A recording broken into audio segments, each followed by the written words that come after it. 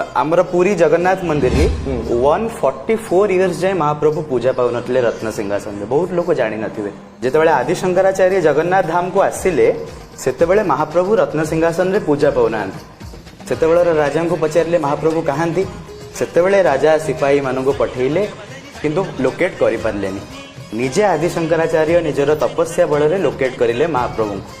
तापरे जेतेबेले दारू 144 इयर्स माने जानि परथिबे आदि शंकराचार्य जगन्नाथ धाम को आसिकी महाप्रभुंकर पुनः प्रतिष्ठा कले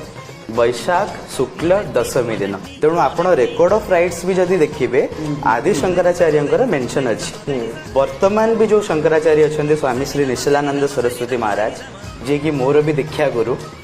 तांकर भी परंपरा अछि एकमात्र शंकराचार्य ही मंदिर भितरे आसन पारिकी बसी परिबे बाकी कौनसी साधु संत महात्म्या जे भी आसंतु मंदिर भितरे तले बसिबा परंपरा अछि आपण भी जेतेबेले महाप्रसाद पाउथिबे अबडा पाउथिबे आनंद बजार रे आमे सब तले बसिकी पाइबा परंपरा किंतु केवल आदि शंकराचार्य भगवान ही